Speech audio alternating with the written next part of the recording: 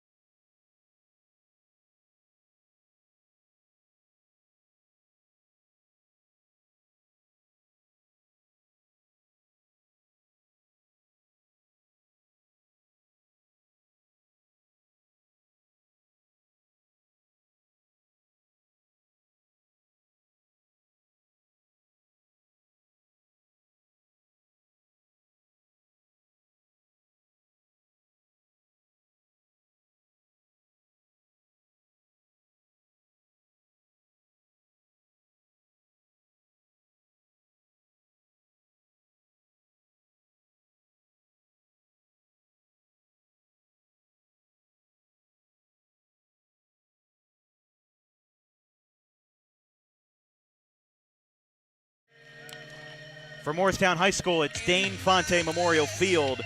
Your starting pitcher for the Quakers, the commit to Drew, left-hander Ethan Slaughter. 13 1/3 innings for him this year, 8 walks, 15 Ks, a 1.58 ERA, and a 0.97 whip. Both of these starting pitchers have sub-1 whips, and he's going to be facing off against the Cherry Hill West team that is 10-0, but only 2 division wins in the Olympic National. Meanwhile, for Morristown, they are 4-1. They've already played 5 games in their Olympic National division. Meanwhile, Cherry Hill West, they've also played and won 2 games in the Olympic American. They've knocked off Lenape and Eastern to this point.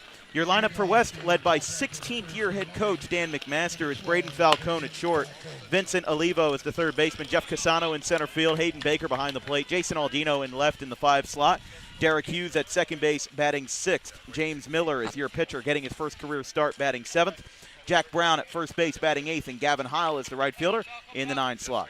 It's 63 degrees here from Dane Fonte Memorial Field. It was a little bit chillier on Monday, a little bit chillier on Tuesday, but no better day for Olympic National Baseball on this Wednesday afternoon. Coaches are ready. Players are chirping. We've got Olympic baseball on the way here in Morristown as the left-hander Slaughter is ready. He kicks and delivers, and the first pitch is low to begin the game. 3:56 first pitch here in Morristown. Leadoff hitter for West, Falcone, the transfer from Camden Tech, and off to a really good start in his first year in the gray and purple of the Cherry Hill West Lions. The 1-0. Beautiful breaking ball from Slaughter. Gets the strike called. Yeah, you're going to see a lot of that from Slaughter. That's what he works well in, is the off-speed, and then knows how to command the fastball on the corners. Falcone batting .405 in his junior year. 15 for 37, 9 RBIs, and a .486 slugging percentage with 3 extra base hits. Went 0 for 4 in West's win over Sterling on Monday. So West has also played 2 opponents in the Colonial Conference. They beat Haddon Township in the William Rohrer tournament on Saturday and then turned around and beat Sterling 5-0 as that one gets away, 3-1. So it'll be Falcone, Olivo, and Casano. I mean, Olivo and Casano, I remember from 2025, were maybe in the 7, 8, 9 slots for West last year. They've definitely been propelled up in this lineup with the big graduating class that both of these teams had, as that's ball 4. So Falcone draws the walk. That's his 9th of the year. And Vincent Olivo will be the batter. Olivo, the true freshman, batting .412. He has 14 hits, 7 of them are singles, 7 of them are extra base hits. Olivo has 6 doubles, 1 home run, in which he had on opening day versus Cumberland. Certainly not going to get a whole lot of home runs at West at Tom Trotman Field, one of the pitcher-friendliest ballparks in South Jersey. It's Slaughter, first pitch. Breaking ball missed away. Ball popped out of the glove behind the plate, but runner holds. Yeah, from his release point, from his arm slot, Slaughter can really have a curveball that sweeps in there and has a lot of late action where it doesn't look like it's going to get into the zone until the last second. That can be a pitcher's best quality if they use that card right. So absolutely, Slaughter's going to have that to his advantage. Looking back at Falcone at first, the 1-0. No, he'll throw back. Little hesitation there, but no play at first, and it's still 1-0. Olivo has also pitched 6 2/3 innings on the mound and has not allowed a single earned run, only 1 unearned with 3 walks and 11 Ks. But we won't see IPG today, the senior left-hander for West. He is out. He pitched versus Sterling through 92 pitches on Monday.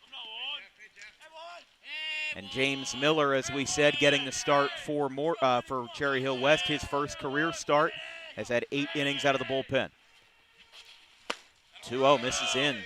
So 3-0 count. Slaughter struggling to command his own early here, and he's got back-to-back batters where they have him on the ropes. Yeah, Slaughter's just got to take a breath and take his time here against this talented lineup. Walks are going to kill you, and close on the verge of 2 already here.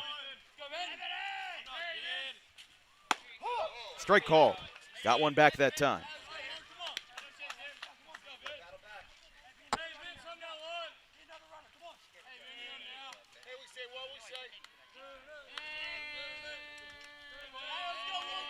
Jeff Casano on deck for the Lions.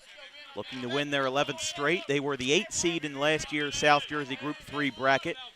They were upset in the first round by a very hungry Ocean City team who made it to the semifinals as that ball pops out of the glove of the catcher, Jack Lance. Not the first time that's happened, but he does get it back into the zone. It's 3-2. And that's going to be a sign of resilience if Slaughter can come back from a 3-0 count, especially if he retires him by a strikeout.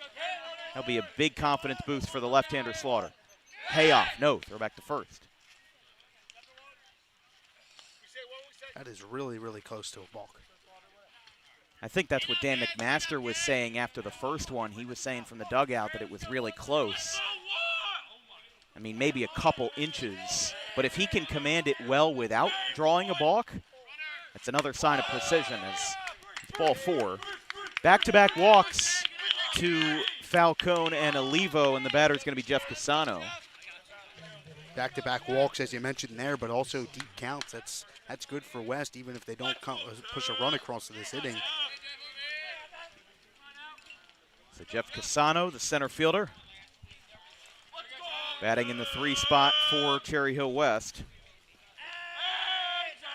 Casano batting .379, batted .342 as a junior last season. Looking for his first hit since the first game of Saturday's doubleheader. West won both games of the William G. Rohrer tournament. I believe it's the 3rd year in a row that they won that tournament. They beat Haddon Township 6-3, beat Shalleck in the final 6-2. And one thing that I'll say about Cherry Hill West is I think that West is proof that you don't need to blow out teams every single day to be a good team.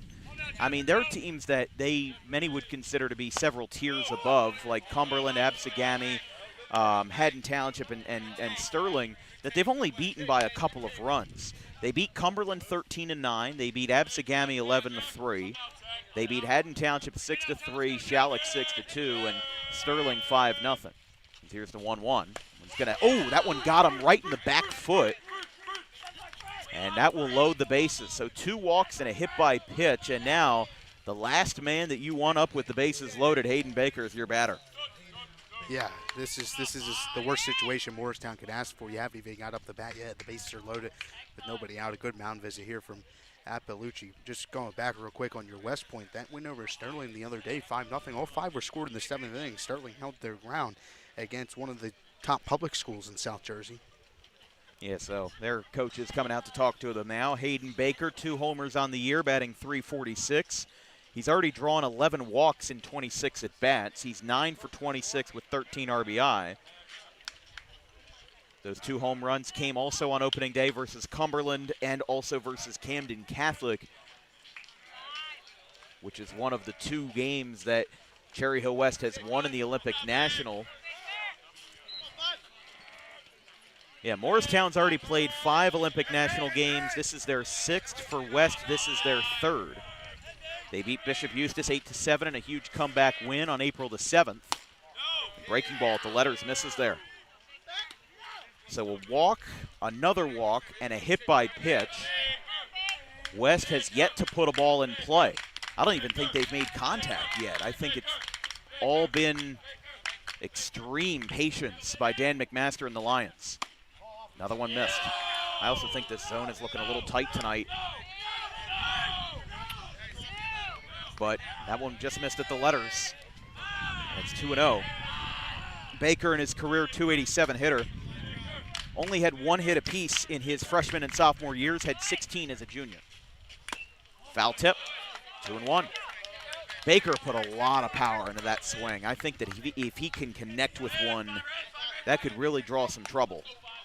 Hey, you get one down the lines here. It's going to go only 309 out the right, 305 to the left. To the deepest part of the park, 363 in right center field. Oh, look out. That one almost got him. Baker had to dance out of the way. He lifted up the back foot and really off kilter was able to avoid it, but this could be trouble here. The good thing if you're Morristown is that you do have a decent amount of offense to back you up. you know, with Brennan Pika and Noah Carter, another very solid freshman leading off. It's a 3-1. That one's going to miss.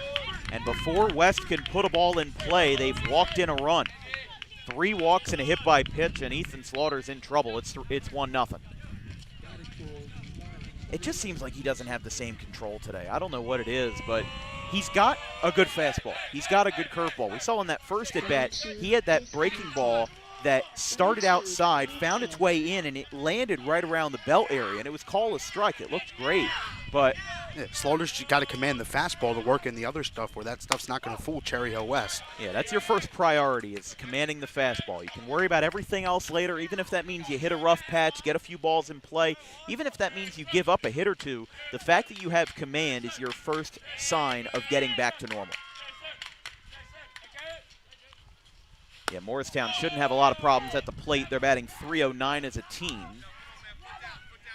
Slaughter has the team's lowest ERA. Alex Berman follows suit at 2.25. And Morristown, after a 4-0 start, 2-2 in their last 4 games. Wins over Camden Catholic and Paul VI. Losses to Eustis and RV. That one's tapped foul. Big swing that time, but no cigar. And Slaughter looking more like himself here as it's 1-2. Corners in here, Morristown. They want to strike out, a pop-up or a ground ball to those corners and maybe try to turn a double play down the first after you get the out at home. Jason Aldino batting .296 this season for West. He's got only 8 hits, but he has 10 RBI, including 4 different games this season with multiple runs batted in. He had 2 RBIs versus Sterling on Monday.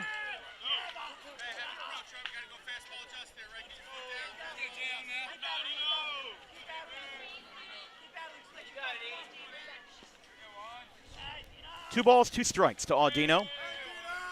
In the on-deck circle is Derek Hughes, the second baseman. Low and inside.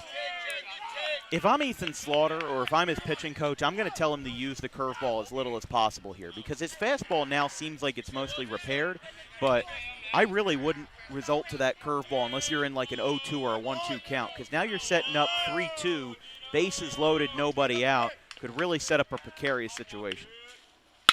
That ball's hit well out to left field by Aldino, going back to the wall. It is off the wall. 1 run will score. That one just stayed in the ballpark. That's going to bring home 2. And the first ball put in play by the Cherry Hill West Lions is a 2-run double. Jason Aldino puts it down, and it's 3-0 West. That ball was ripped, and the first ball put in play, almost a home run, almost a grand slam at that for Cherry Hill West, but they're off to a fire start, and they've only put 1 ball in play. Yeah, 3 walks, a hit by pitch, and now a 2-run double that maybe in another ballpark is a grand slam. I'll tell you, that's not a grand slam at Tom Trotman Field, but here at Morristown at Dane Fonte Memorial Field, that certainly was just close. The batter will be Derek Hughes. But I'd rather be having an inning like this in the first than in the 7th. Agreed. You know, this is the time to get your stuff settled, get everything underway, and try to avoid, you know, any further bleeding here. But you still have to get 3 outs. Slaughter facing his first lefty of the game gets a strike on the outside corner to Hughes. Yeah, but Hughes batting .464, 13 for 28. 3 doubles, 6 walks, .571 slug. If I'm the Quakers here, I'm still telling somebody to go get up and start stretching, getting warm. They did have somebody stretching down there with one of the resistance bands when we were talking earlier. A strike called. That would be number 11, Michael Bunnick. Because the pitch count's already up there and still nobody out here in the first. You do have to remember that this is a back-to-back for Morristown. They're playing Haddonfield tomorrow on the road, and then Cherry Hill East for an Olympic American bout on Monday. They're kind of a little bit all over the place with their schedule. They're scheduling a lot of different teams in a lot of different leagues. They've already played Burlington Township. That's their one and only non-conference game. But they've already played Camden Catholic twice. They've already played Seneca, RV's Olympic American, excuse me. They've already played Seneca, Camden Catholic twice, Eustis, and PVI. And they'll play Eustis again on May the 6th as the 1-2. That one's low. First base is open. But you have to imagine if the ball gets hit on the ground, run will score. The next time these two teams meet will be on May 18th at West. But remember, Morristown beat Cherry Hill West in both of their regular season matchups last year, 5-2 in Game 1, 11-5 in Game 2. And that one's away, 3-2. One of those games was played after West was eliminated from the playoffs. You're right, that was a makeup game. That would be the 11-5 game. Because they needed to play the divisional game. They needed to get it in. And there was so much rain at the end of the season from like May 17th to May 23rd, like 5 days straight, that they really couldn't play anything. Here's the 3-2. Takes upstairs. That's walk number 4. And Michael Bunnick continues to come out of the dugout now. There's another arm coming up. Well, Bunnick just grabbed somebody's catcher's gear. So, yeah, they're going to go throw. This could really be trouble here because now Cherry Hill West is in their 7th batter. The pitcher, James Miller, is going to hit before Morristown even takes the batter's box. First pitch. That one's lined by the pitcher. Talk about helping your own cause before you even step up to the mound. This is going to be a 2-run single. Throw to the plate. The runner comes in standing. It's a close call, but it's a 2-run single, and Cherry Hill West is up 5-0.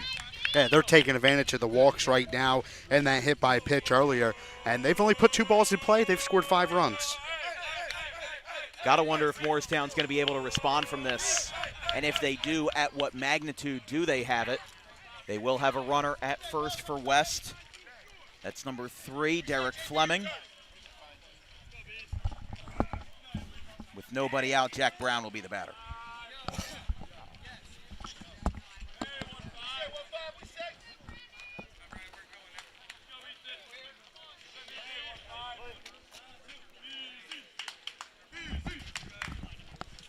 First pitch, swing and a miss. It's 0-1.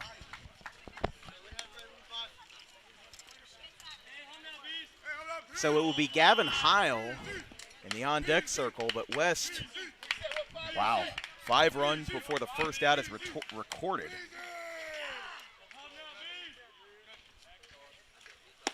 Strike call, no, inside, 1-1.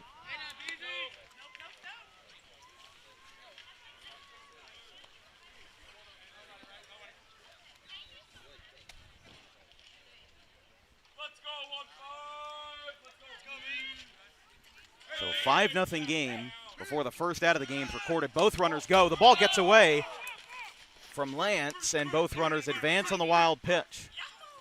So it'll be 2-1 now for the commit to Drew University, the Division II in northern New Jersey. A friend of the program, Kevin Profico, who works with us. He's going there for track and field. So good campus up there. I couldn't tell you where it is, but I know it's North Madison. Jersey. What's that? Madison. Madison, okay. That's right up near the New York border then. It's way up there, right up there with like Teaneck and all the rest of it. Outside, 3-1.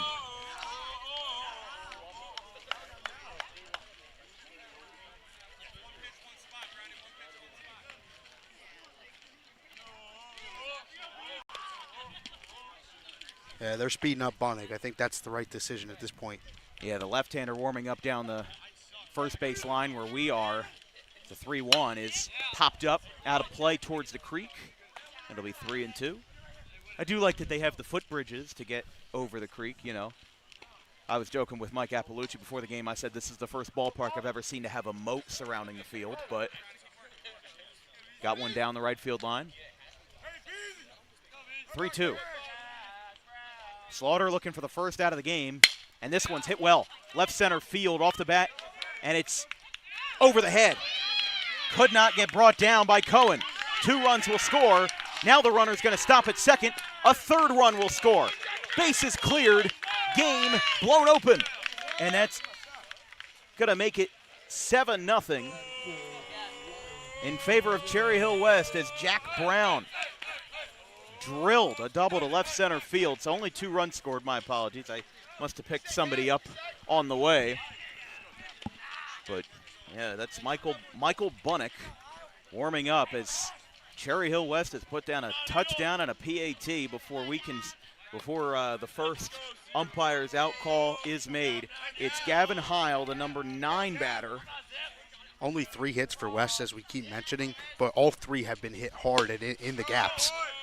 Yeah, so you really can't excuse the control, because when he's been putting it over the plate, those runners have also, or those batters have also been able to take advantage. But you got to imagine Dan McMaster happy as a kid in a candy store right now with how his team is playing versus one of the best in his own division. That ball's popped up foul, right side. That one's going to land. Oh, I saw a splash down there. That went into the creek. And it's 1-1. So Bunnock still warming up, but 9 batters for West, no outs, and only 3 hits. The 2-run double by Audino. And that ball's fouled again towards the right side.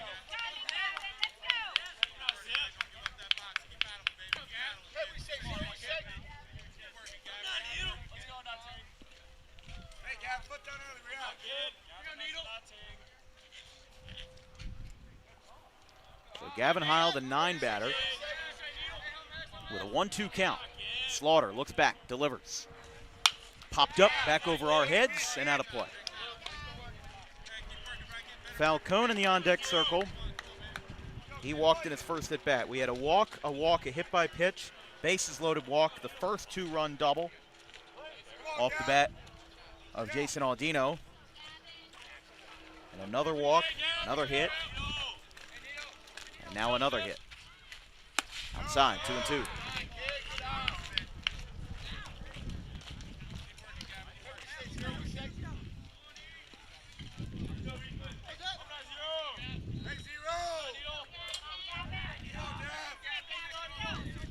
But the walk certainly coming back to haunt Cherry Hill West. Or to haunt Morristown, as this ball's a fly ball to center field. It'll stay in the ballpark. And that is the first out of the ball game, brought in by Nick McCabe. So 9 batters is what it takes for the first out. And Bunnock has returned back to the dugout. And if you're Mike Appalucci here, first of all, Appalucci's a very smart coach. I think he knows what he's doing. He's got a lot. I don't think that anybody could have predicted this is what would have happened today, especially with how good Ethan Slaughter has been versus everybody else. Cherry Hill West has just found, they've found his number, that's for sure. That's Falcone, the batter. 10th batter of the inning for West. That one well outside. Trying to back pick on the breaking ball, no good there. Nobody could have predicted. Not at all. First out would have came at pitch 44 for Slaughter. Some of it is the control, most of it I would say, but Cherry Hill West has been able to also hit the ball hard. And that helps a ton. We thought that Audino ball was going to get out for a grand slam. I mean, the wind is relatively calm today. Not really helping anybody either which way. I mean, it's a tiny little gust. Now that I'm talking about it, of course, it's picking up, but it's a 2-0 count to Falcone. He walked. If you said a transfer from CCTS, the Warriors, an independent ball, that ball skied. You could hear that off the bat. Out to shallow center. It's going to go to second base.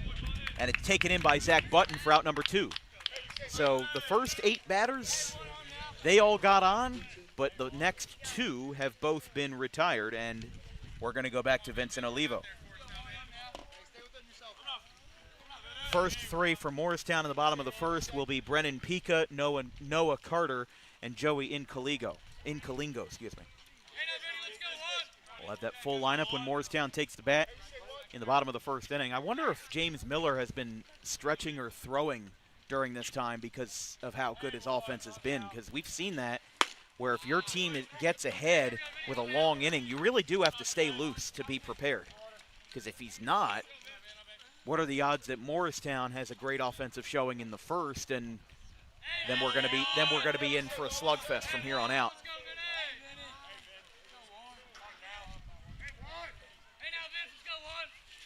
That one skips away. That one's going to go back to the backstop. Runner does get the third. That'll be scored a passed ball.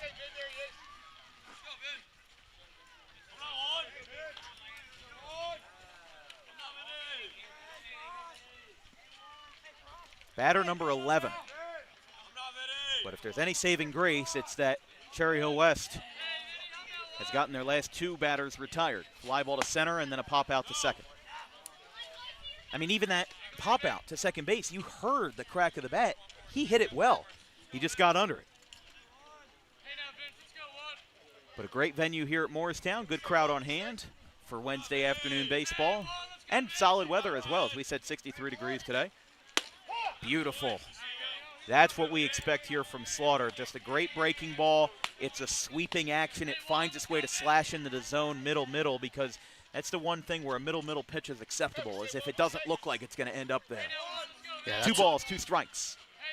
Slaughter delivers. And it's outside. That's the pitch he needs. The pitch that backdoors and just sits there, and you think it's going to finish off the plate, but just sits there right on the outer half. And if you can locate that well, that'll really work out for you. Again, we talk about all the time, we talk about ad nauseum how left-handed pitching is really worth their weight in gold. Because if you can do it well, there will be a lot of teams knocking at your door. Here's the 3-2. That one's going to skip in. I don't know if it hit him or if it's ball 4. Either way, he gets on base. And Jeff Casano will bat. Accidental contact there between Olivo and Lance. And now Mike Appalucci will come out, and that'll be the second mound visit. So Ethan Slaughter's day is going to be done here in Morristown after 2/3 of an inning for the Drew commit. Another left-hander, Michael Bunnick, will come on as Cherry Hill West with a shockingly impressive first inning. They're on batter number 12. They've scored 7 runs, and Slaughter will finish with 2/3 of an inning, a grand total of 5 walks, and those 7 runs allowed. With no errors, all of them will be earned. We'll take a quick break. Morristown looks to get out of a existential jam, 7-0 West. 2 outs, top of the first.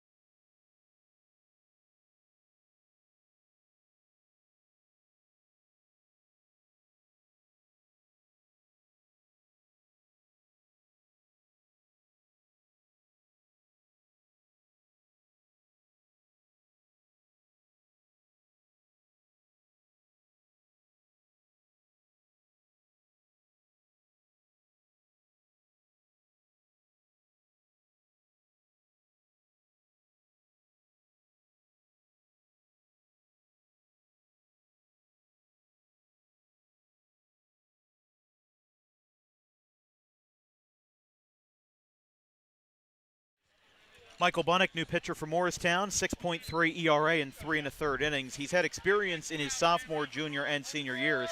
His one pitching appearance was in a 17-7 loss to Bishop Eustis back on April the 13th last week, where he pitched all of those marks, 3 1/3, 3 earned runs, 2 walks, 5 Ks. Had a very similar number with 3 Ks over 3 innings last season. But the batter is Jeff Casano, batter number 12, as that one gets away. I'm not sure what happened there. I think McMaster wanted a balk call. Did you see a little hesitation there from Bunnick?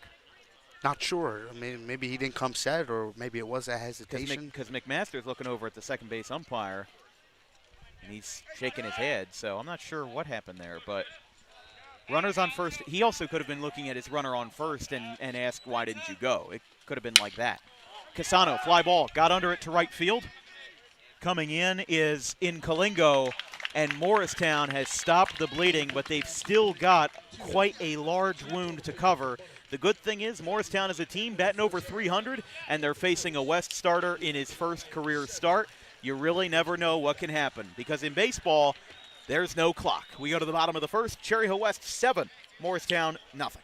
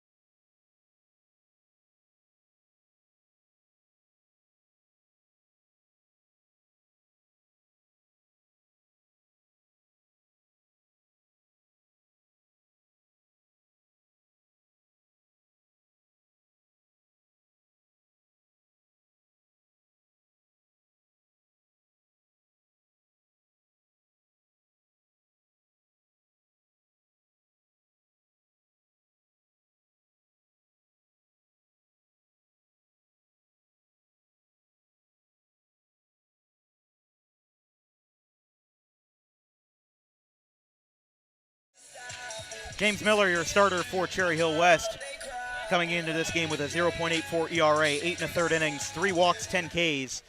He's got the same ERA and the same whip, 0.84 for both, as we'll introduce the starting lineup for the Morristown Quakers, led by Coach Mike Appalucci. Brennan Pica's your shortstop batting leadoff. Nolan Carter is at third base batting second. Joey Incalingo is the right fielder batting third. Joe Finazzo at first base. Nick McCabe in center field in the 5 slot. Bailey Ann is the DH batting sixth. Jack Lance is your catcher in the 7 slot. Brandon Cohen in left field. Zach Button at second base. And, well, Ethan Slaughter was listed as a starting pitcher, but by the time the Quakers have taken the reins at bat, he is out of the game with Punick coming in, as that one's high. Miller, as we said in his first career start, he has had 8 1/3 out of the bullpen for Cherry Hill West. But no better time to start chipping away than now. You know, if you're down by 7 runs, the best way to start a comeback is when you have 21 outs at your disposal and not 6 or 9 or 12. Get that out of the way now. Get a couple runs back here off of Miller and put yourself back in control. Because it's going to be a while before you are really in control of the game. So if Morristown just takes a couple here, doesn't try to do everything at once, I think they'll be okay. I think they're still a very talented team that can still compete in this game. That ball's hit well out to left field by Pica, but it will stay in the ballpark. Straight away in left, and it's caught. Looked good off the bat, but Jason Aldino brought it in for out number 1, and the batter will be Noah Carter. Yeah, the objective for the Quakers is 1 or 2 runs at a time. You still have 20 outs now, but this game you're not going to score 7 runs with 1 swing of the bat. It's impossible. At Morristown, they have to score 1 here and continue to add on, but also keep West where they are. Nolan Carter, the freshman, batting .500 in his first 28 at-bats, 14 for 28. He's had 4 extra base hits, including 2 homers. Homered in the first 3 games of the season, Seneca and Burlington Township. But an .821 slugging percentage, 10 RBI, 10 singles. Another strike called from Miller. He's got some zip on that fastball. That looks really good, and he's commanding the lower half of this zone superbly. Yeah, shooting the knees in the corners early on. It's not easy, especially for a guy in his first career start. Here's the 0-2. Good morning, good afternoon, and good night. James Miller picks up the strikeout, and there's 2 away. As Nolan Carter, the freshman, Mike Appalucci said before the game, he certainly doesn't play like a freshman, but it'll be Joey Incalingo, the batter. Best way I can describe it, the best analogy I can use to describe all of this, it's like you're cleaning a house. You're doing your spring cleaning.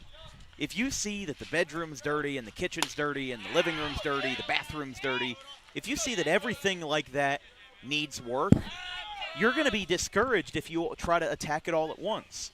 Take it one step at a time. In this case, get a run here, get a run there. Try to get one step after another off of James Miller. And then if you can figure it out, then you can get into a rhythm, then you can get going. Sometimes you just need a little bit of a push with the gears to get yourself in the right position. But Miller still working here with the 0-2. Strike 3 call. James Miller holding that lead for West. What a first inning it's been for the Lions. 2 strikeouts and a fly ball to left from James Miller. And it's a scoreless first inning in his first career start. We're through 1 here at Dane Fonte Memorial Field. It's 7-0 Cherry Hill West.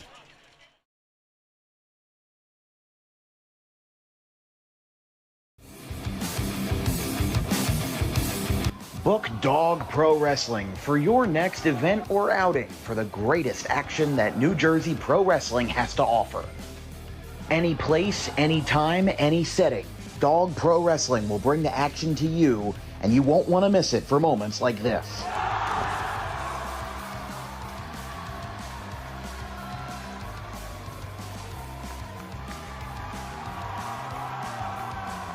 But don't just take it from me. Take it from Max Mundo, the Dog Pro Wrestling ambassador.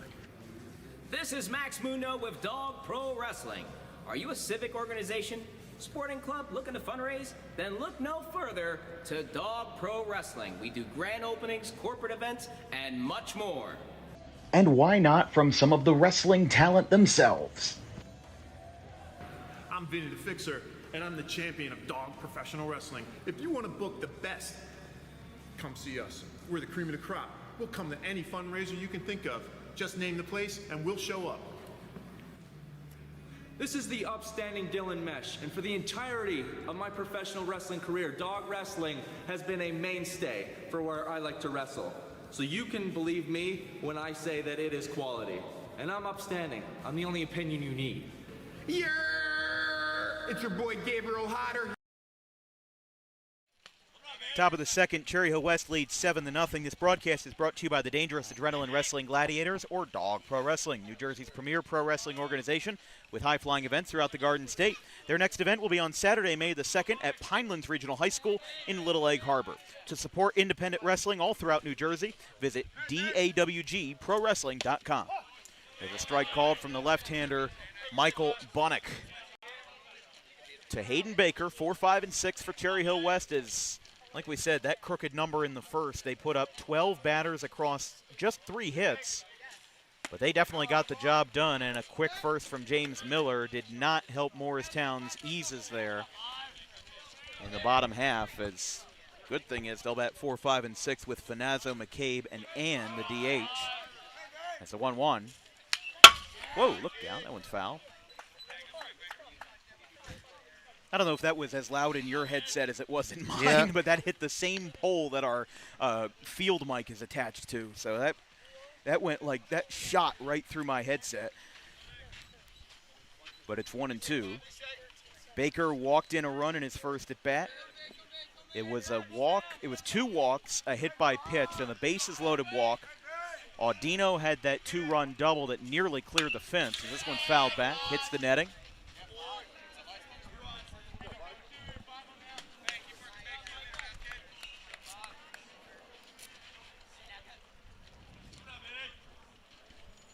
By the way, a little bit of an upset alert, at least right now, down at Richland. Vineland leads St. Augustine 4-0 after the first inning. So, not the only team putting up crooked numbers today, as that one popped straight up.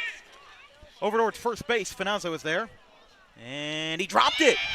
He lost it. It trailed to his right. That's going to be a fielding error on the first baseman, Finazzo. And the woes continue for the Quakers as he just could not bring that ball down. It's not really windy today. And there wasn't really a big gust that came in during the play, just misjudged it, and that'll be a fielding error, a really unfortunate fielding error for Morristown. Yeah, Morristown's not looking like themselves right now. It's another free pass with all the walks, hit by pitch, and now an E3 to start the second. I think they're also a little bit intimidated by this 7-run lead, and it's making them nervous, and I think that Cherry Hill West, that's exactly what they want. They want to make Morristown nervous, and the more crooked numbers you can put up, the quicker that West can get out of there and go to their 11th straight win to start the year. We did mention that they played Sterling on Monday. This is West's 3rd divisional game of the year, and for Morristown, it's their 6th. Kind of an odd opponent that they face tomorrow. They are hosting Florence tomorrow, a BCSL team that's right now 1-7, but they will visit Cherry Hill East on Saturday, and then they will host Rancocas Valley on Tuesday the 28th. We will be there for that. We also have West at PVI on Monday, May the 11th. So that's 2 more Cherry Hill West games we've got on the docket for DWB. There's a strike called right down the pipe, 1-1. For Morristown, we'll also see them later in the season as well. We'll see them on May the 11th. No, excuse me, May the 21st versus Northern Burlington. I kept messing up on that one, but it's 2-1. And then we'll see them again on May the 6th versus Bishop Eustis. So that will be our next game here versus Eustis. Obviously, Appaloochie having the Eustis connection, but how about Sam Tropiano, 800th career win, winning as head coach in South Jersey, and only the 4th to have 800 wins in the entire state. I know Ken Frank out of Toms River South is the winningest head coach with 937. I don't know if Tropiano is going to get there exactly, but he has cemented himself as a legend. There's a throw down to second. The throw is in time. That's one way to get him back. Strike him out, throw him out, double play. That's exactly what Morristown needed after the E3. They get 2 outs quickly here. Now try to get this 3rd one, keep West at this point, and go chip away like we mentioned. So 2 away.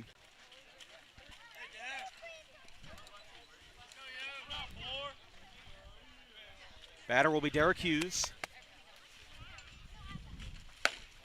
Outside. So Hughes now having to face his 2nd left-handed pitcher in as many at-bats. He faced Slaughter the first time. He'll face Bunnick the 2nd time. And as we said, it'll be Finazzo, McCabe, and the DH for Morristown. Beautiful breaking ball, just missed outside. And Bunnick's breaking ball is a little bit similar to Slaughter's, except his follows more of a linear path. Meanwhile, Slaughter's has a lot more of that whip and that late breaking action. It's less of a sweeper. It does kind of end up, I mean, they have similar arm angles as Hughes to right center field. This one's pretty deep. This one's going back. It's going to one-hop off the bottom of the wall. Hughes will go to second. He's on his horse. He loses his arm guard. He'll go to third. McMaster gives him the stop sign. It's a triple, Derek Hughes. Derek Hughes with a deep ball to right center field. Found the ball in the outer half of the zone.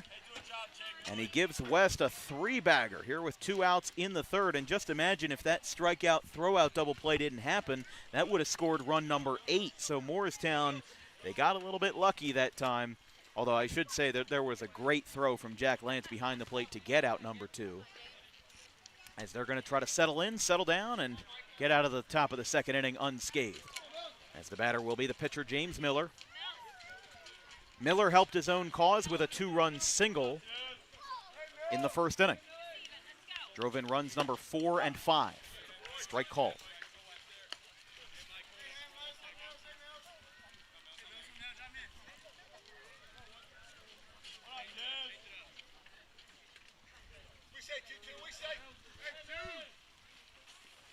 That ball's lined by Miller. That's RBI number 3 for the starting pitcher.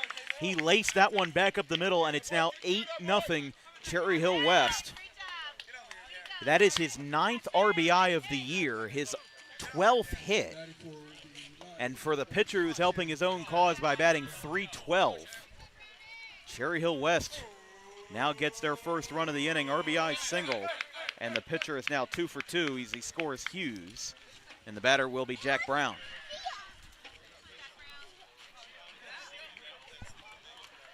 This is unbelievable, isn't it? Yeah. I would not have imagined in a million years that this would have been the outcome. No, West came out with the energy. They came out. They got some base runners early, and they're hitting. They're pitching well so far, doing everything right. I expected them to do everything right. They're 10-0, but Morristown, I thought this game would be a little bit closer. Right now, it's not.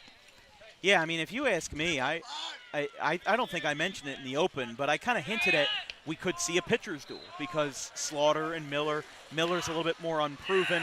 Slaughter is proven, but his track record obviously today is turned on its head. But, I mean, it's just surprising is what it is. Slaughter did everything he could. You know, I'd have to look back at the tape. I don't think he was tipping. He just wasn't controlling the zone. So sometimes you just have those days as a pitcher where you don't have it, and I think that was one of those days for Slaughter. I think it was a good job by Appalucci to get him out of there so he doesn't get too far down on himself and come back the next day and work on some things. Yeah, like we said, Morristown is going to need the confidence of Ethan Slaughter going forward. Obviously, he won't pitch on Thursday, probably won't pitch on Monday, but you've got Bordentown on Wednesday the 29th, Seneca on Thursday the 30th. I mean, I'm not Mike Appalucci, but I'd probably say his next start would be versus Seneca. You know, try to get that leg up in the Olympic National because that division, it's wide open. Eustis, West, Morristown, and PVI, they're all going to be jockeying for the same position. Throw back to first, not in time. One fish, two fish. Don't ask me, man.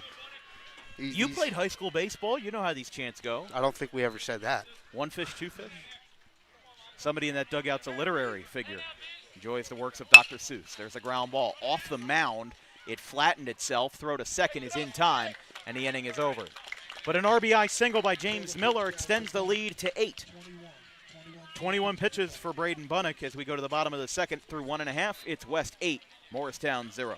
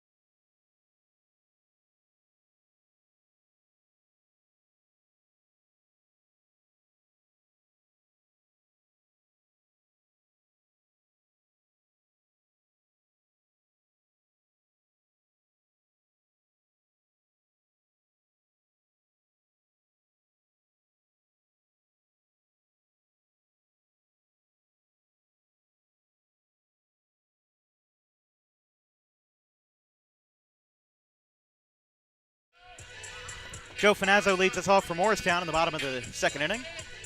West leads 8-0 over Morristown. I'm Dan Wilkins, joined by David Cohen of Rowan University.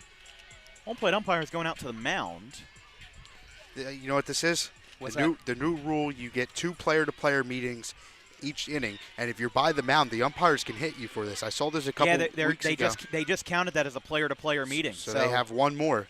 You have to stay away from the mound, and you see a lot of teams when they throw it around the horn after the catcher throws it down, they kind of like dab up their pitcher. And they let him go. So you're not allowed to like tap your pitcher's hand after he throws his last pitch? That's kind of the new rule. If you're anywhere near the mound, that's a player-to-player meeting. And you get 2 each half inning.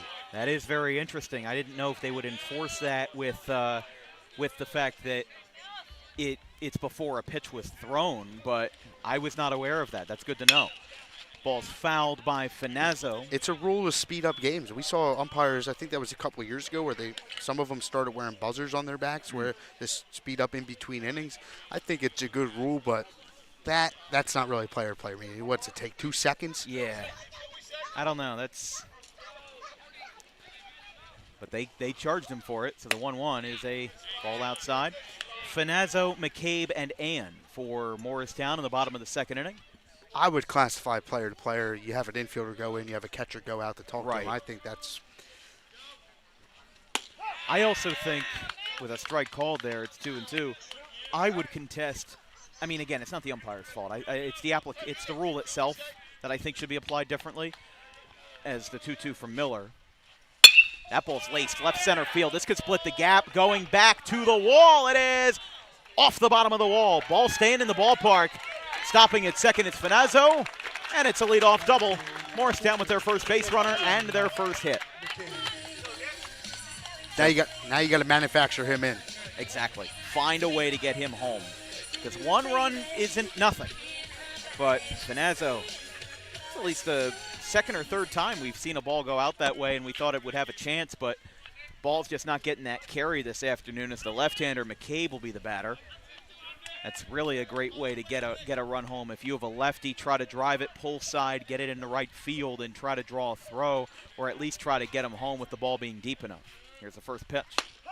And that's why you see Miller there attacking the outside part of the zone. If you're going to get him to go pull side, you want to get him to roll over. You want weak contact. If you put it middle, or even middle in, he might be able to pull it to the hitter's side with better power, with better accuracy. Here's the 0-1. That one's high, just above the letters, 1-1.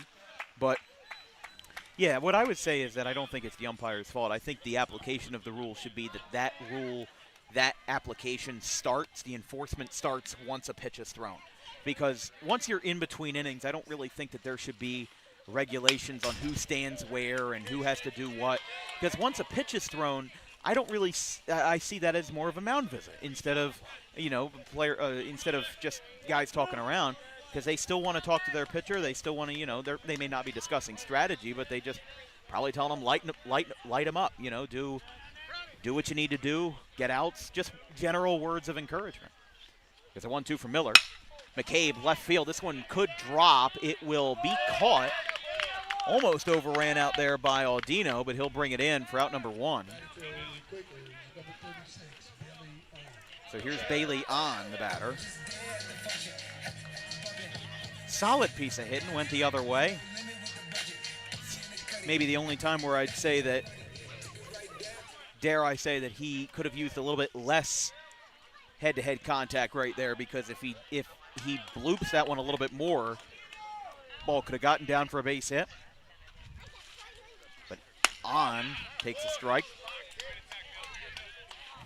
If the umpire's going to call that pitch all day and if Miller can throw it there, he's going to have a successful day hitting the corners like we said. Bailey on, the sophomore, batting .375. He's 3 for 8. Only his 11th career at bat. He had 2 last year. A swing and a miss. Picked up his first career varsity hit last year. As we said, he's got 3 this season. 2 of them came on Monday versus Paul VI. But on looking to drive home the first run for the Quakers. Miller steps off.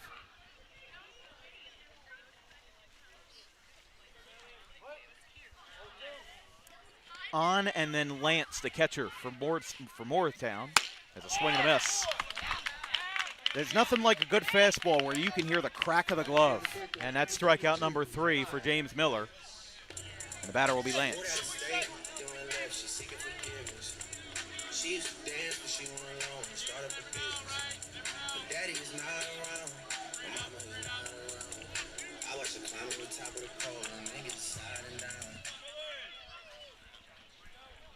So here's another left-hander in Lance.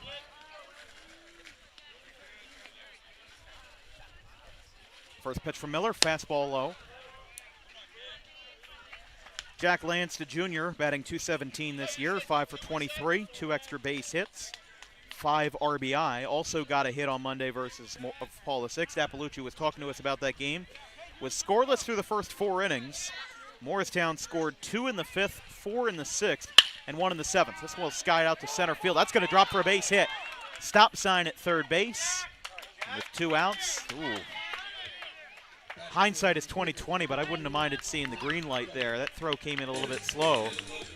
I'm going to disagree with you there. Down 8-0. I like the red light. Even though there's 2 outs, you never want to make a third out at third or home. There, it was a throw that was cut off, but Brandon Cohen will be the batter. I think you're right. I think it's 50-50, but like I said, hindsight is 20/20.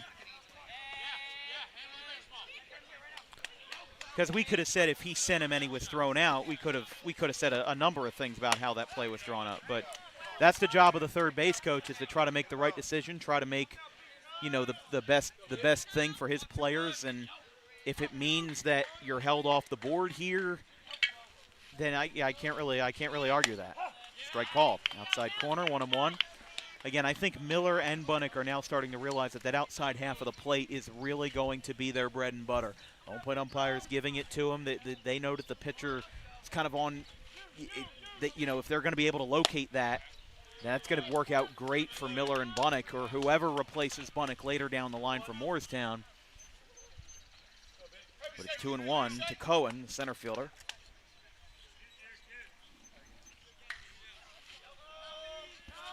Pardon, the left fielder. Skied back over our heads. I don't know where it went, but it's 2-2.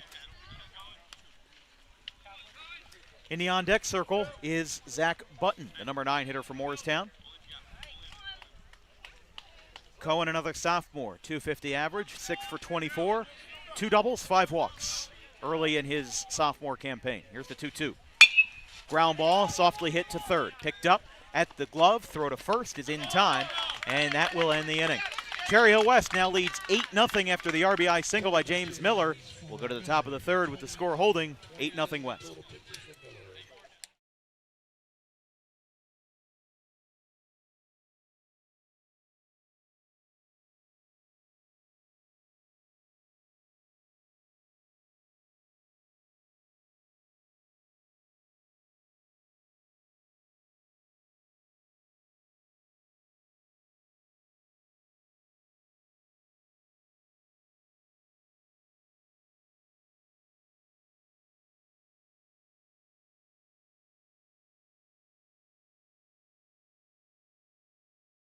And it gets past everybody.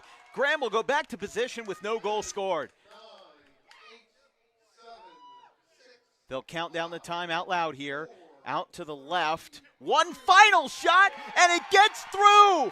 How about a buzzer beater? How do you do? It's a lead extending goal for Justin Lewis.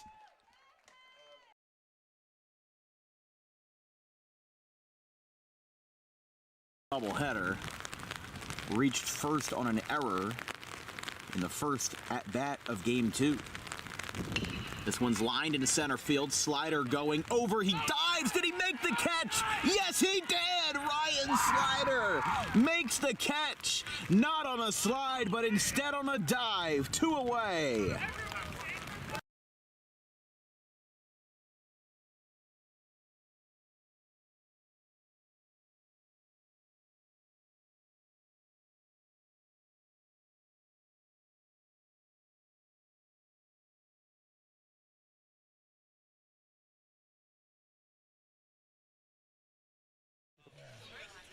Top of the third inning here at Morristown High School Dane Fonte Memorial Field, named after a former player who this was memorialized in 2018 to the late player who passed, Dane Fonte.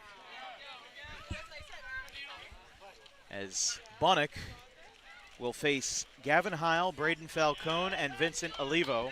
9-1-2 for the Lions as they lead this one by 8. By the way, we have a few out-of-town scores in the Olympic Conference American Division. As of now, Eastern leads Cherokee 3-0 in the top of the second.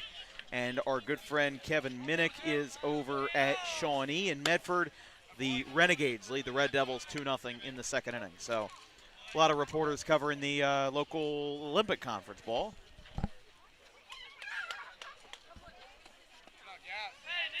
Here's the 1-1. It's low. Heil flew out to center field in the first inning.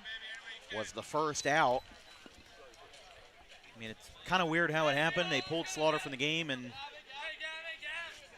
Bunnick certainly wasn't out of trouble, that's for sure, but Heil had the first out. It was a fly ball to center. Now this one's down the right field line, heading out of play. It will drop out of play and foul. So 2 balls, 2 strikes. Yeah, in that first inning, Heil flew out to center. Then it was Falcone who popped out to second base. Olivo walked a second time. And then Casano was the third out of that first inning. First inning that took over 30 minutes to complete.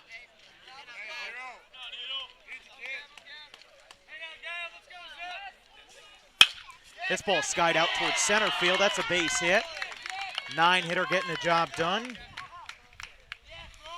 Leadoff base hit for Heil.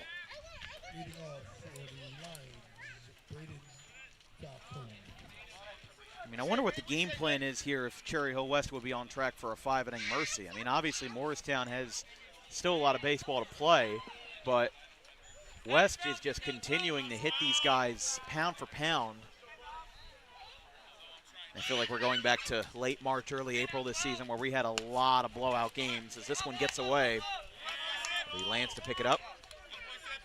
That's going to be the third passed ball charged to Morristown this afternoon.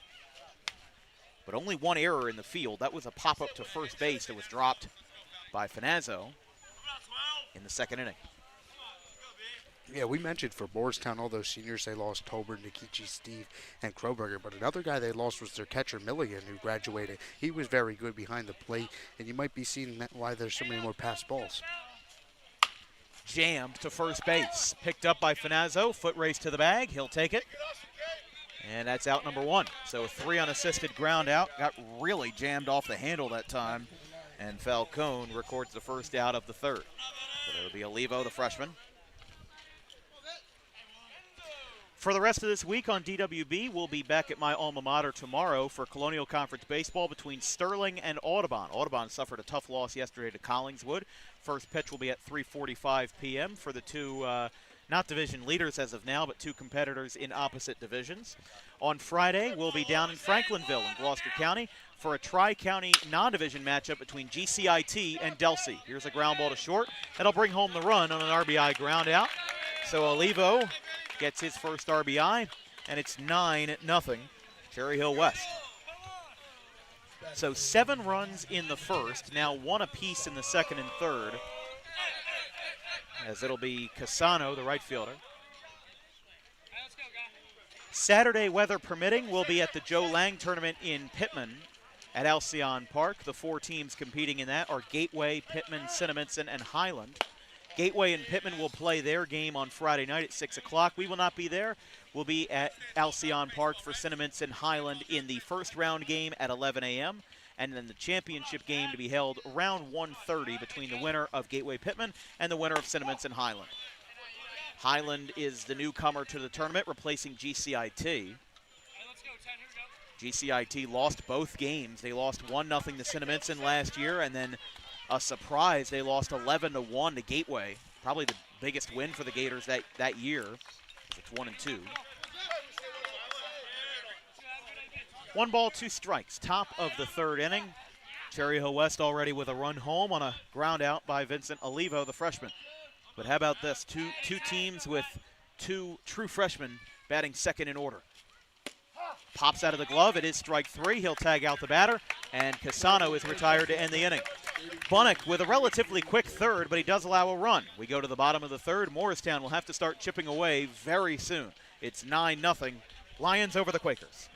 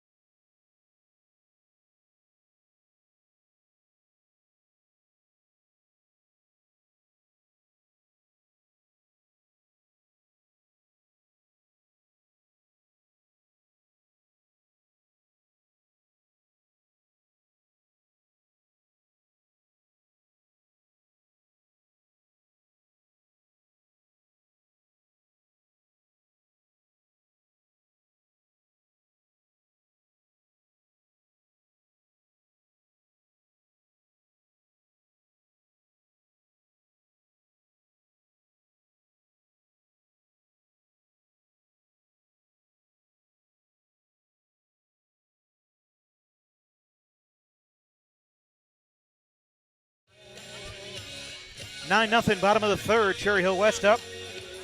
Button will be the batter for Morristown. 9-1-2. Button, Pika, and Carter.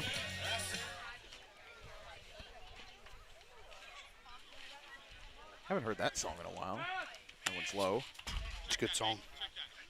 It's actually a cover. It's originally by Dusty Springfield. Or, no, I'm thinking of something else. Hootie and the Blowfish did have the original. It's a ground ball foul.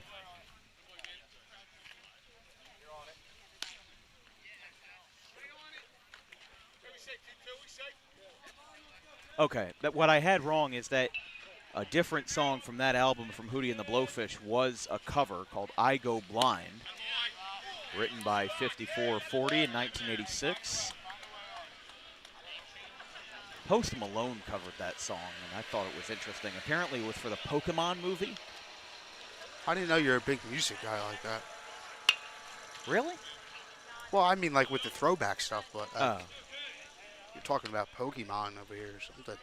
I just knew that he covered it, and I looked it up on Spotify, and it was for some kind of Pokemon soundtrack, whether it was a TV show or. But we heard it at Overbrook when they were warming up. True. Here's the 2-2.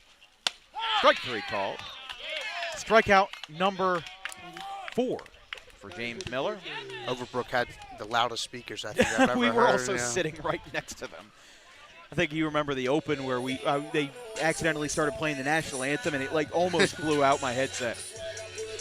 But It's like a jump scare. oh yeah.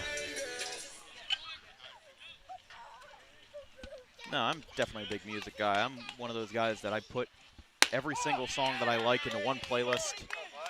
I think mine's up over 300 hours. You'd have to listen to it for like 8 days straight. 0-1 Pika. Popped up back over our heads. And it's 0-2. Pika flew out to left field on his first at bat. And it'll be Nolan Carter in the on-deck circle. The 1-2, 0-2, excuse me, upstairs. Now it's 1-2. Cherry Hill West with 7 runs in the first inning. If you're just joining us, they sent 12 batters to the plate, only had 3 hits. As they pulled Ethan Slaughter from the game, the Drew University commit, as this ball skied in the shallow center field. Shortstop's backpedaling and making the catch, kneeled down, will be Jeff Casano. So that's out number 2.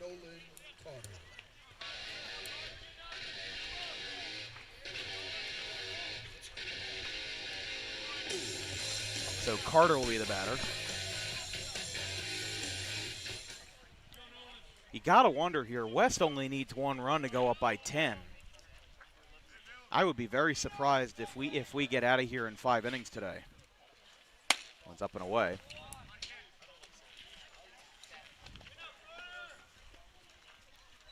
Cherry Hill West, though, looking for their 11th straight win. As we said, they will host Florence in non-conference play on Thursday, which is tomorrow. And then they'll have Cherry Hill East for that rivalry on Monday, the 27th. I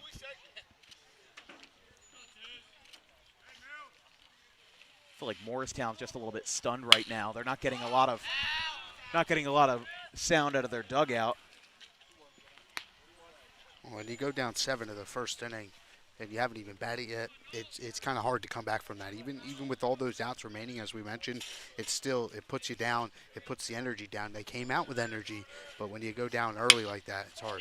That ball skied in the center field by Carter. Back going is Casano. He'll make the catch and decide it's retired. Cherry Hill West, they're looking a lot like their 2024 selves, dare I say. They won 24 games that year, and if they win today, they'd already be 11 wins towards that goal. We go to the top of the 4th. Cherry Hill West leads Morristown by a score of 9-0.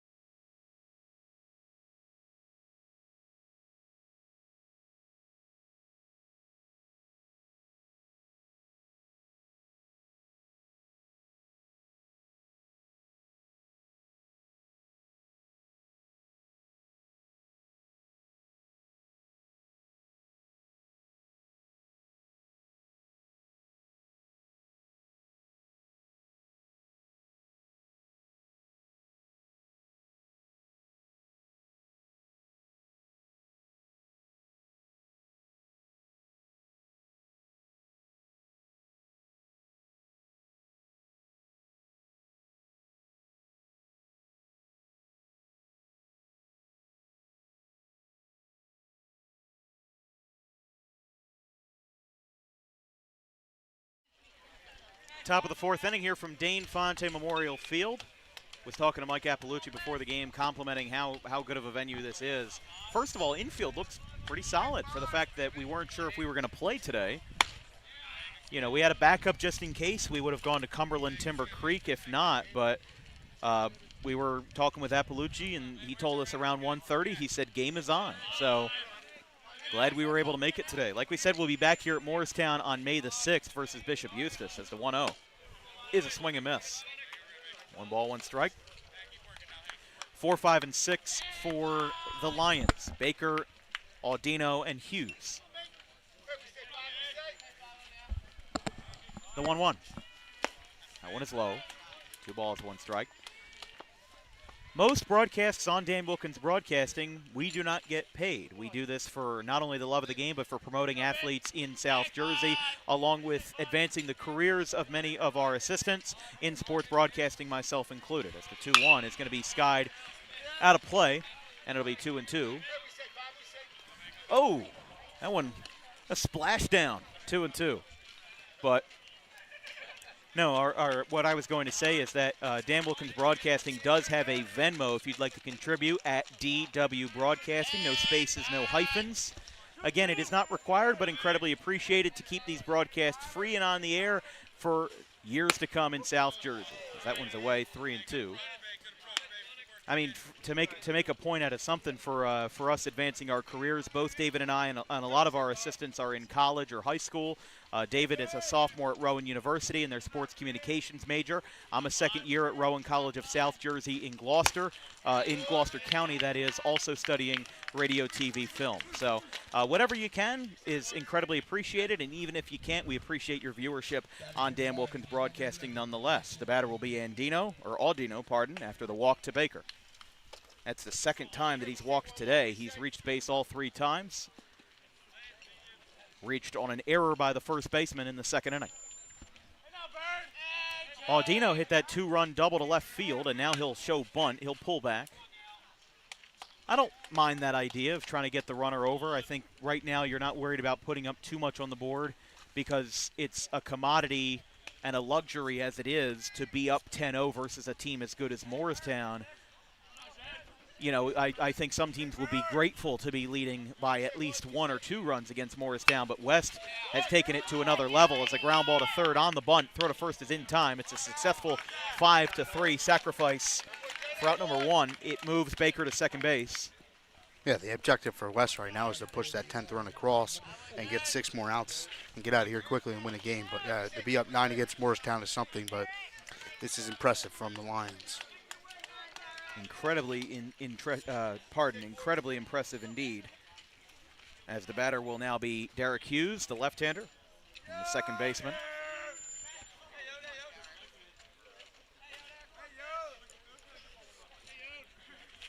Bunnock looks back twice and delivers. Has a strike called.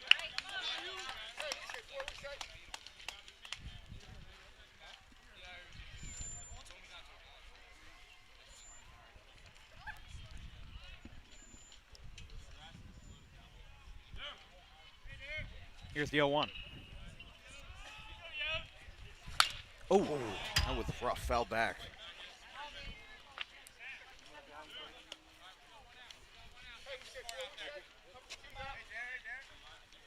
No balls, 2 strikes to Hughes.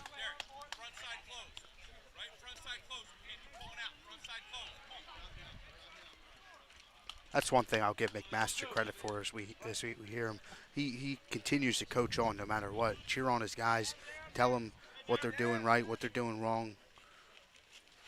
0-2 foul back. No, you're absolutely right. McMaster, we got to interview him last year when the Dan Wilkins show was still around.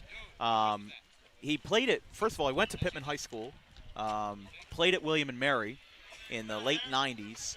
He had a brief but successful coaching career in Virginia, and then came up, was an assistant at Cherry Hill East, became the head coach at Pittman for a few years, and has been at Cherry Hill West since 2010, year number 16, 15 if you don't count the COVID year 2020. Although you could also say that you do count 2020 because of the Last Dance, but also no games were recorded, so, I mean, it's still a year that he spent on the bench, if you will. But West has had, mostly good years in his tenure here. And nearby, his kids go to Haddonfield. He was talking about his 3 kids, got 2 daughters, one son. He's not only a fantastic coach, but a great human being as well. And I feel like you need to be both of those to be a successful coach. Not all human beings are great coaches, but it feels like all coaches have to be good human beings as well. And McMaster definitely fits that bill as it's a swing and a miss. Hughes strikes out. That's the third strikeout thrown by Bunnock. And that's the second out of the 4th, bringing up James Miller here, who has been feared in multiple facets of the game. He's been feared on the mound. He's been feared at the plate. He's 2 for 2 with 3 RBIs.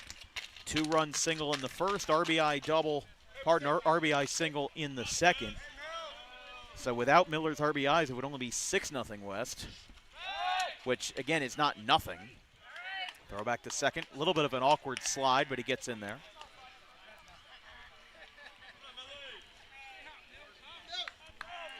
Mostly cloudy, but pockets of blue coming up here for Morristown here in South Jersey. And that's the first pitch to Miller. I mean, I don't know how you really approach Miller here, because how interesting would it be for the pitcher to contribute 4 RBIs and the 10th run of the game to go up 10-zip? That would be incredibly admirable of Miller. But Bunnock delivers. Strike called. 1-1. As we said, Miller, the junior. I mean, every year it feels like we've said that Cherry Hill West has had a large and memorable senior class. And that's certainly true, as there's a strike called, 1-2. 2024 was John Young Jr., who's at Alabama. And funny enough, teammates with Morristown's Chase Kroberger, who graduated in 2025. And of course, Ryder Garino, who was the pitcher of the year pretty unanimously in 2024 in South Jersey, spent a year at South Carolina, now at NC State. That one skips in. Did that hit him? I don't think it did, but he's going to come back and he's going to defend the plate. Yeah, Miller's holding, so that did not hit him, and it's 2-2. 2 balls, 2 strikes as that ball skipped low and in to Miller. Jack Brown, the first baseman, is on deck if the inning continues. It'll be 3, 4, and 5 for the Quakers in the bottom of the 4th in Kalingo, Finazzo, and McCabe. How about that? That's a protective swing if I've ever seen one. So it's what you need to do with 2 strikes. Anything close, you got to foul it off.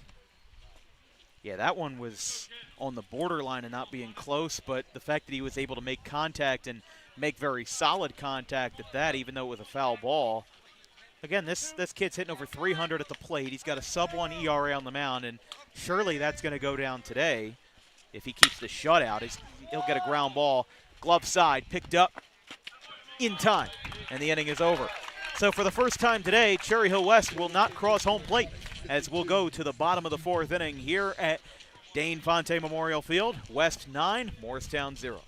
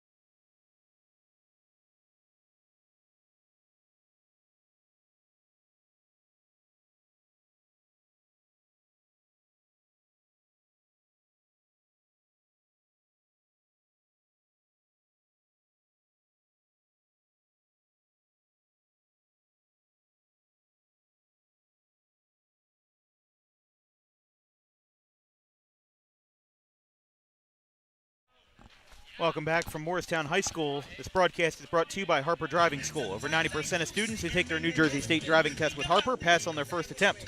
Book an appointment today at Suite 4 of the Total Turf Complex in Pittman at 614 Lambs Road.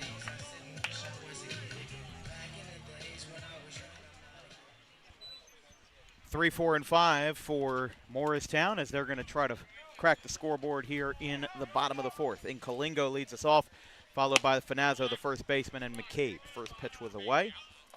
As we said, Sterling and Audubon on Thursday, GCIT Delsey on Friday. Saturday up in the air because of the weather, but as scheduled, it's the Joe Lang tournament at Pittman High School. This one's fouled back. That one's over our heads. But a great complex here at Morristown. They've got the tennis courts behind us. They've got the football field over there. There was some lacrosse practice. Looks like it is turf. And just overall nice scenery around here. There's a swing and a miss. 1 and 2. Pretty stress-free drive as well. But first time here at Morristown High School. I've been to Cherry Hill West several times, but one's going to miss up and away. I always try to knock off a couple new places every year, you know, to add on to our scope. Like we're going to Wildwood on May the 8th. We're going there a few times in May because they booked us, but that ball's hit out towards left center field. This one's pretty deep going back, and it'll stay in the ballpark. Another unlucky stroke there as that one goes to center fielder in Casano. And in Kalingo is the first out of the fourth.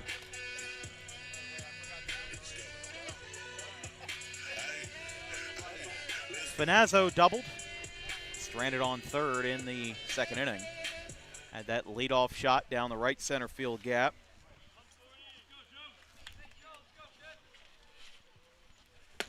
Swing and a miss.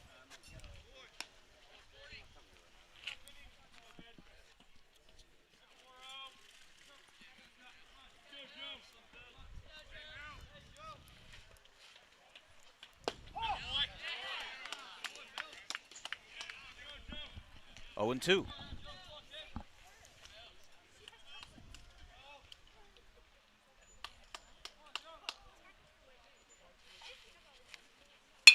That ball's popped up in the infield. Out to Hughes at second, and he'll make the catch for the second out. Batting for the Quakers, number 32, Nick McCabe. So here's Nick McCabe.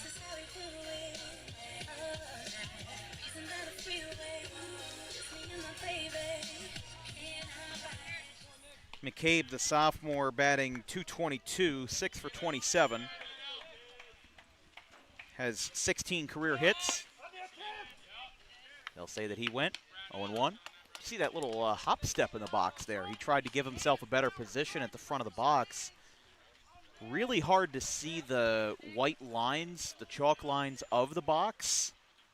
But he got a little bit close to stepping out in front of the box as there's a ground ball. Nice scoop at first. How about that? Picked up by Jack Brown. He was looking away from the ball, and it just happened to rattle into his glove. As Miller, 52 total pitches in 4 innings. That's music to the ears of Dan McMaster. But Morristown, they seem like they're getting back into a groove. They'll have to settle down in the 5th and keep West off the board to keep this game alive. It's 9-0.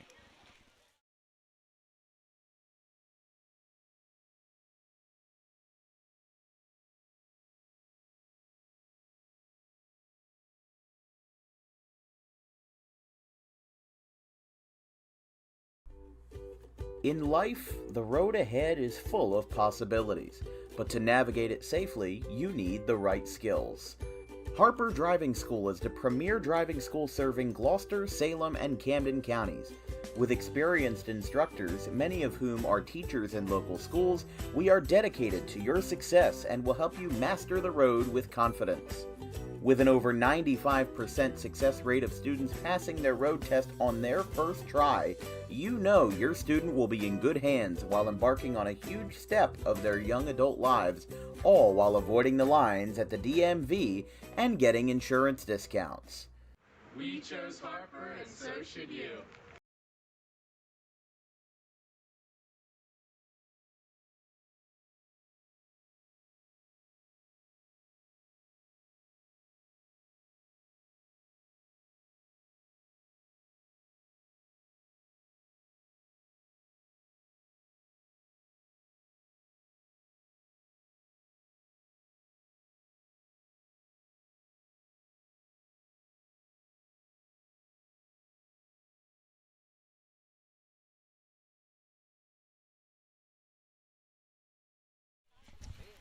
Top of the fifth inning, West 9, Morristown 0. Here's the first pitch. Low and out. For West, it's 8, 9, and 1. Brown, Heil, and Falcone. With Bunnock still in the game. This would be, well, he got one out in the first, and then the second, third, and fourth. So after this fifth, he'll have 4 1/3 innings under his belt. Slaughter, the starter, only went 2/3. He gave up 5 walks, 3 hits, and all 7 of West's first inning runs. That included a 2-run double by Aldino, 2-run single by the pitcher Miller, and a 2-run double by Jack Brown himself. Bunnock, 2-1. Strike call just beneath the letters, and it's 2-2. And Morristown themselves will lead off with the DH in the bottom of the fourth. But now that it's the top of the fifth, it is imperative that West is kept off the board for Morristown's sake, because a loss hurts, but a 10-run loss in 5 innings is the biggest gut punch of them all, as that will be out number 1, a solid 4-3 ground out off the bat of Brown. So Gavin Heil will be the batter. He singled in his last at bat. He's 1 for 2.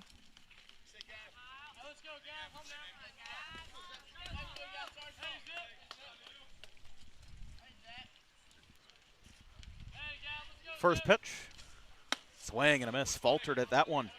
Was well out in front, and that's a confidence booster for a pitcher. If you can get a first pitch swing that kind of makes the hitter look a little silly, that can always inspire your pitcher and your catcher to have a good at bat. Well, misses in though. It's 1-1. Like we said, the next time we'll see Cherry Hill West will be next Tuesday. It'll be versus Rancocas Valley in Cherry Hill. 3:45 first pitch, and then on the next time we'll see Morristown will be May the 6th versus Bishop Eustis. And remember, if you're a high school, youth, or collegiate team that would like to see Dan Wilkins Broadcasting at your field, you can book DWB for your next event. You do not have to wait for us to start showing up. You can book us to reserve a date with DWB. Costs vary depending on the sport, the time, and the location, but you can send us an email at thedanwilkinsshow@gmail.com. That's TheDanWilkinsshow with inquiries. That also goes for advertising. We're looking for small businesses around South Jersey to advertise with us. All commercials you see on today's broadcast are produced by our crew, and they are produced with in-person filming and affordable rates for all types of businesses. So that'll be a walk to Heil. I got to get all that procedural stuff out of the way here, because I'm not sure if we're going to have a 6th or a 7th inning. Falcone will be the batter.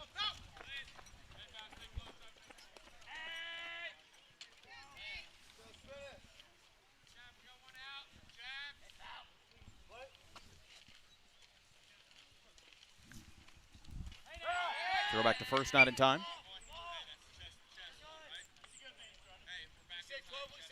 Sun poking out today.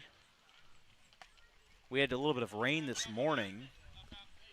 That's why we said we weren't sure if this game would be played. There were a few teams like Northern Burlington that postponed their game. I forget who they were scheduled to play.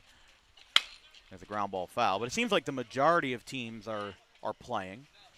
You know, it's not like one of those rainy days where no team at all is going to play unless you're on turf. You know, it's one of those days where sometimes you look at the box scores and the only team in the state that played are the ones that have artificial turf, like Bordentown, Union City. I'm sure there's a few that I'm missing. Woodridge, yeah. Ball got away on the throw. Heil will get to second. And that ball did not get out of play, so it'll move the second baseman to second. Heil's the right fielder. That's big, because now the 10th run in scoring position base hit could make it 10-0 for West. That would really put them on the ropes for sure. As we said, West will turn around with a home game on Thursday, as in tomorrow, versus Florence. Florence 1-7 in the BCSL. They compete in that Patriot division that's got Pennsauken, Bordentown, Holy Cross, and why am I blanking on the other one? Pennsauken, Bordentown, Florence, Holy Cross, Don't. No. No. They're in the. I might as well just look it up. Oh, that is a strike called. It's a dead ball strike. But the batter is down. That ball hit him right in the thigh. He missed the bunt. It hit him in the thigh, and Falcone is down. He'll be attended to by his first base coach. And Dan McMaster coming over as well. You could hear that. That's really unfortunate. I think it hit him in his right leg.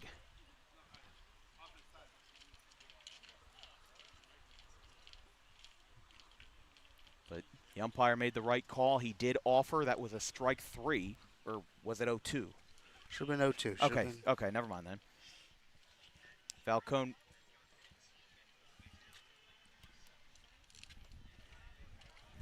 So Falcone is standing.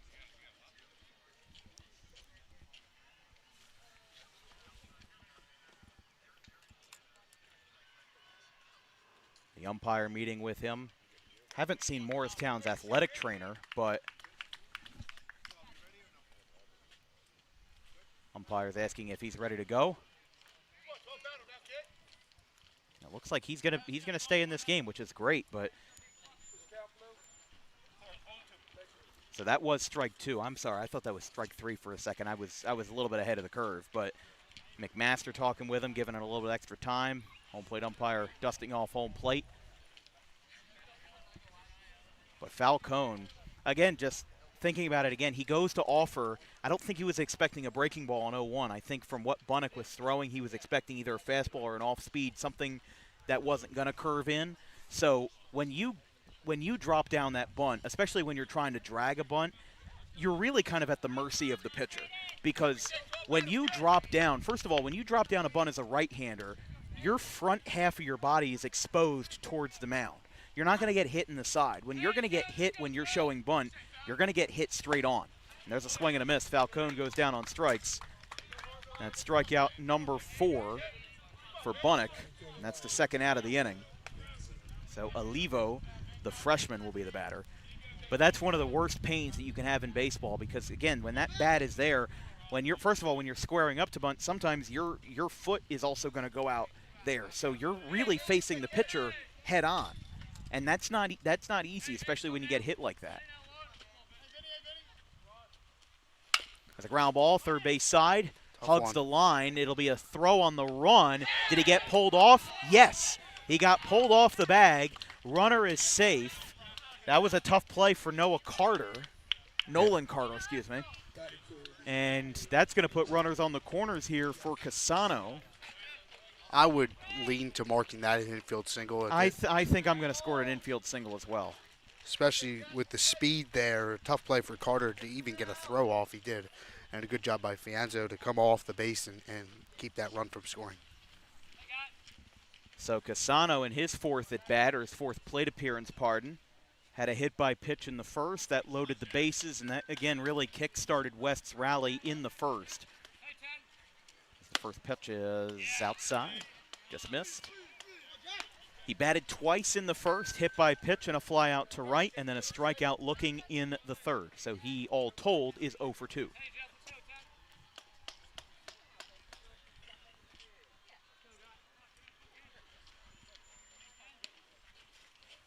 Ground ball, sharply hit in between third and short, and it'll get through. There's run number 10. RBI single. Jeff Cassano just skipped under the glove of the shortstop Pica, and that will make it a 10-zip ball game. Back-to-back singles. Cassano got one down when he needed to the most, and Hayden Baker will bat in what is now a 10-0 game. How about that?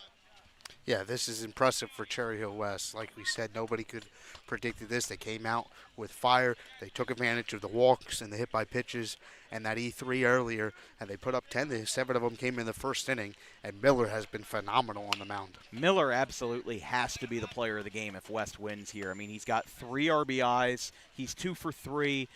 He's commanded a shutout on the mound in his first career start.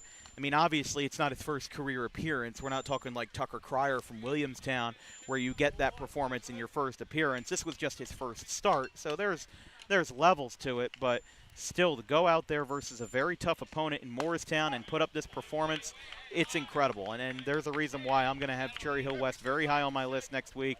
And Kevin Minnick from NJ.com, he ranked them 4th. He ranked them as the number 2 public school.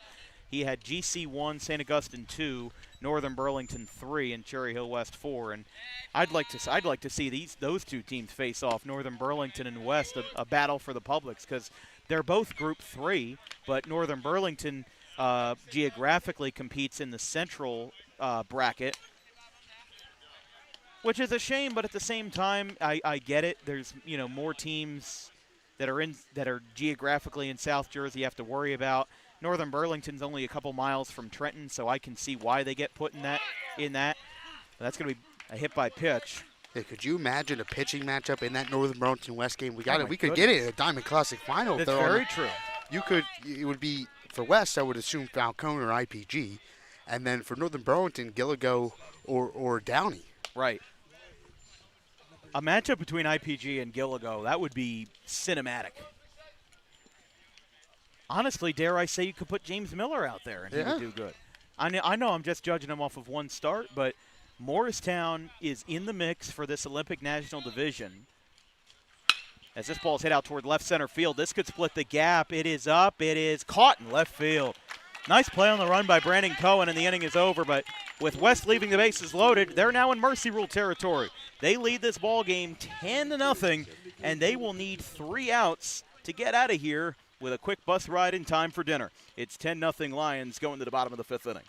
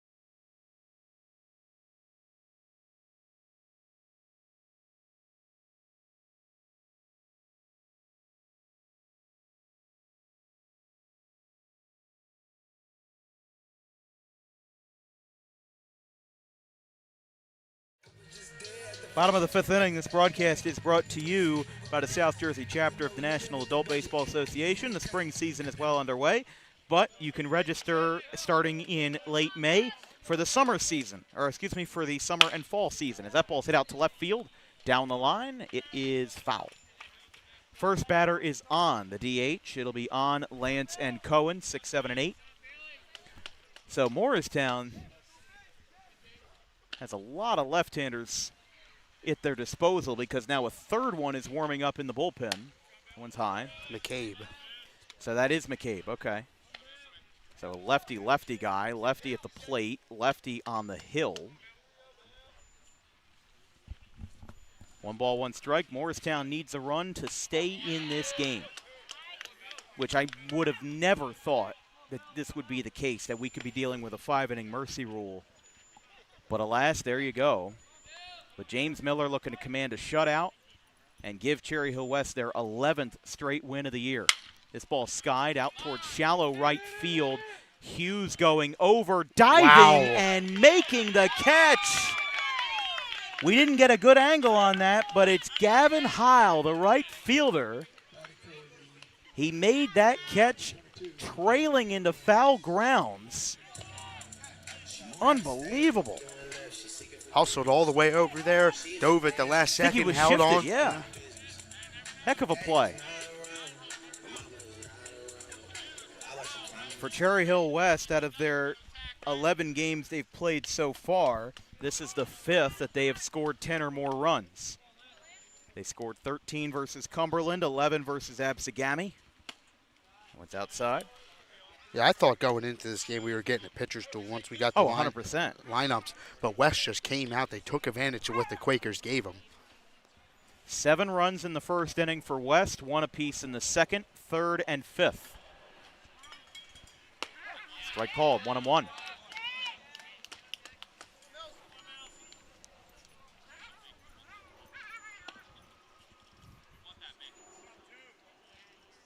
One ball, one strike from James Miller. Inside. Morristown is going to have to work on plate discipline. I don't think that they've actually chased that much, but sometimes you really have to focus on not, obviously you want to swing at anything close, but that's a good piece of hitting. That's going to go past short into left field, a base hit. Driving one the other way, but what I was going to say is that Morristown, I think that they need to start rattling Miller a little bit, try to find a way to, just take until the philosophy here, take until you get a strike, right? Find a way to if you go up 1-0, 2-0, even 3-0 in the count, doesn't matter. Don't swing until you get a strike, because once you see what he's got to offer, you want to force him to make that first move. You want to really, kind of push the chess match along by really trying to force the pitcher's hand. Upstairs, just dotted along the letters there to Brandon Cohen, the left fielder. Zach Button, the second baseman, will be next. Only way this inning doesn't continue, though, is a double play. Miller steps off. Cherry Hill West in their kind of a dark gray, a little bit darker than what you normally see out of baseball road gray uniforms. And Morristown in one of my favorite threads in all of South Jersey, the black pinstripes on the white with the yellow lettering. Sometimes baseball jerseys are hit and miss, and both of these teams do it right. I mean, it's very, I'd say Morristown runs a very traditional jersey, but the 1-1, swing and a miss. Yeah, if you're going to have the pinstripes, you got to have everything pinstripes. The pants, I see a lot of teams with just the jerseys. They only half it, yeah. 1 ball, 2 strikes to Cohen. Again, Button on deck, but a great spot for Miller here to be facing the bottom of the order. This one's jammed. Back over our heads, over towards the creek. As Billy Strings would say, meet me at the creek. It's 1-2.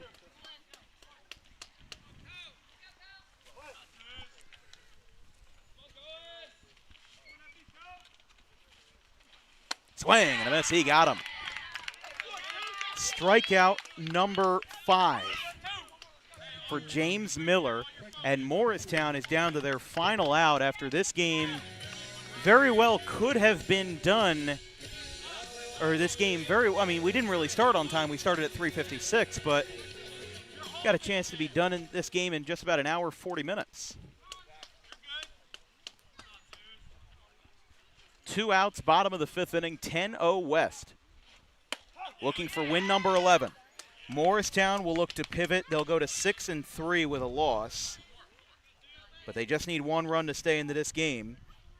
They will face Haddonfield tomorrow, the Group 2 sectional champions of South Jersey, then Cherry Hill East on Monday. This one's lined into left field. That could get down. It will get down. Base hit in front of Andino. And the bottom of the order getting the job done. 7-hitter with a knock, 9-hitter with a knock, and Button is Button gets him on for Pika. So a good chance for Morristown to stay in the fight. For the shortstop, Pika. Pika's 0 for 2. He's made solid contact in both at bats, but flew out to left in the first, flew out to center in the third. For Cherry Hill West, a win would bring them to 11-0. They'll face Florence on Thursday, Cherry Hill East on Saturday, and RV on Tuesday, which is when we'll see West again. I mean, there's a very good chance that with East being probably the last team in the Olympic American and Florence being 1-7, we could see Cherry Hill West at 13-0 going in the next Tuesday versus RV. Huh. What's going on here? Hayden Baker and James Miller talking it out. And the home plate umpire said, "Come with me." So the umpire followed the catcher out to the mound. But 2 outs. Runners on first and second for the Quakers. So confused what just happened. Yeah, I'm confused there as well. I don't know if it was a communications issue, but Baker also doesn't have any pitch comm on, so. Yeah, that's what I first thought it was, maybe a But then I pitch, looked back at his backside. He doesn't have a wire or an earpiece or anything, so that's interesting. Nothing wrong with it. I just think it's interesting. The 0-1.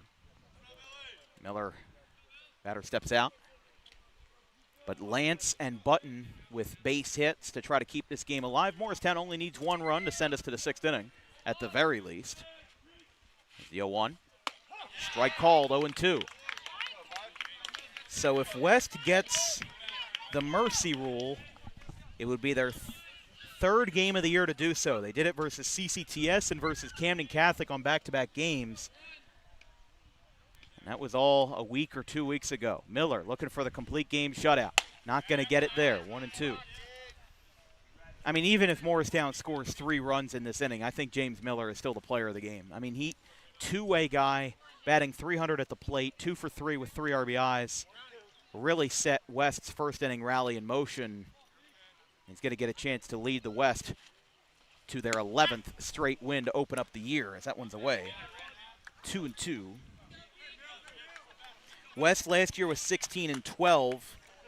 By this time last year, they were 6-5. So this is a vastly better start for the Lions as they'll look to win their 11th straight game as one of the top public teams in South Jersey. The 2-2. Swing and a miss. He got him. 5 innings, 6 strikeouts, and domination from start to finish as James Miller with the complete game effort in 5 innings. Morristown threatened, but Cherry Hill West wins their 11th straight game with a final score of 10-0.